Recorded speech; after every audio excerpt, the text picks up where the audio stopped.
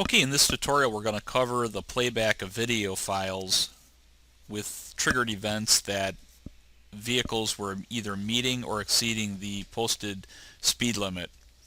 On these, the speed limit were 25 as a posting, but what we did so that we could get enough people to generate video for us, we brought the speed on the speed sign down to 15 miles.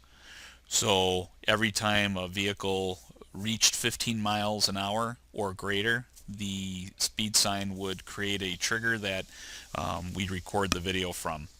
The vehicle reduces the speed below 15 miles an hour and the trigger mechanism is disengaged. It's stopped, it's disabled, and the recording will continue for up to 15 seconds, and that's programmable.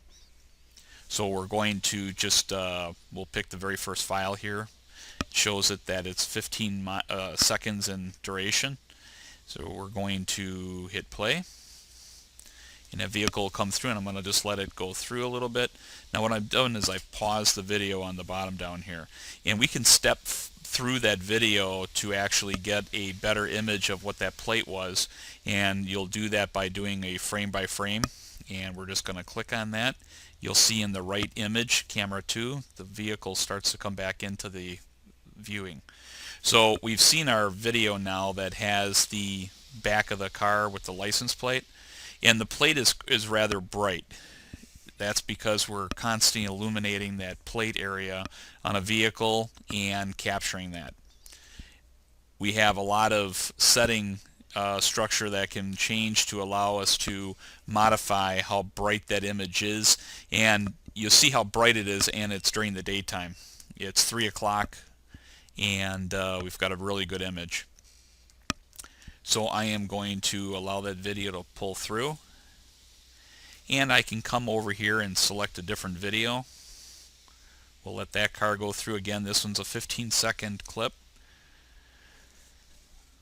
The car reached 16 miles an hour, and we can bring that car back through again to get the license plate off of it. In those cases where you see 30 seconds or 58, it's a good indication that there's multiple vehicles that are going to be present in that video. Here you have a 22 mile an hour over the speed limit. Well, not over the speed limit, it's 15 is what we put it at. Again, if we want to pause that and bring that video back through so we can see that car, we can keep hitting the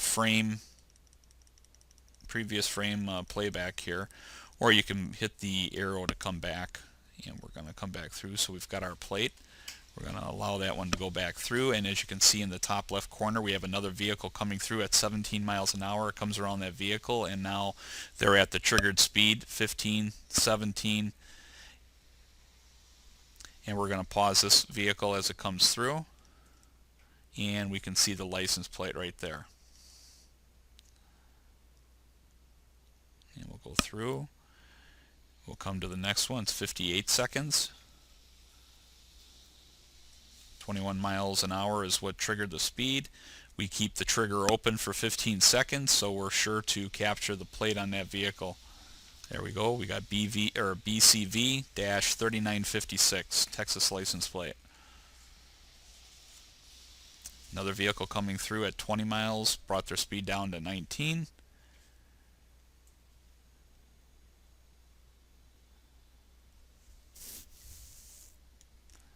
I'm going to pause that and allow that car to go through.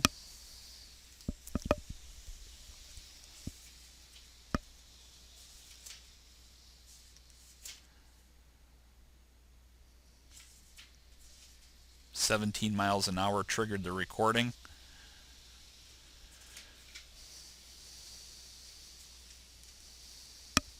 And let's bring it back. And we have D74 space ZFL as in Lincoln.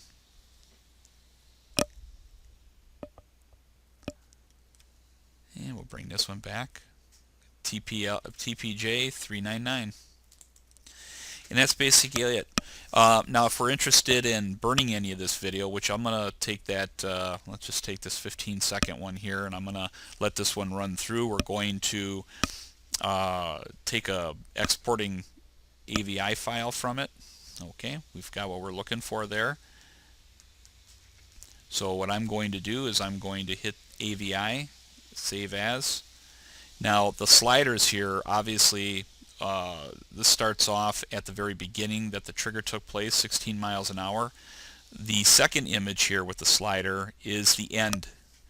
If we don't want all the extra space on here, we can basically bring this slider up to the point where we see the license plate come through, and you can hit OK. But what we do is we always go up into the settings here and make sure that this file is going to come in the area we want.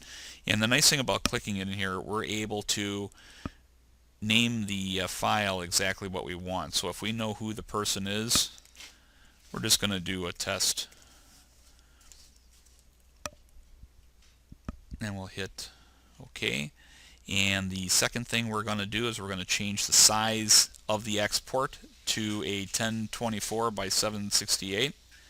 And we're going to come down and change the codec to a Windows Media format. And that's basically it. And we're going to hit OK. And that file is going to export off onto the desktop. And we'll play that video back.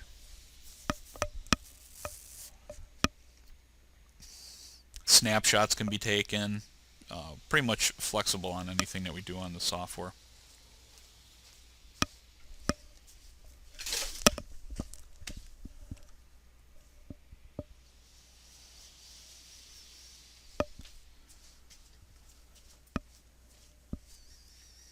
As you can see, we're performing the merge or the export. If you want to see what file you're going into, it's easy just to come in here and look.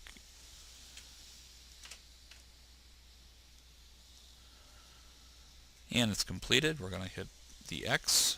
We're going to minimize this, and our file is right here, test AVI. You'll just double click that, and that'll bring that video file up, and you can see your file there.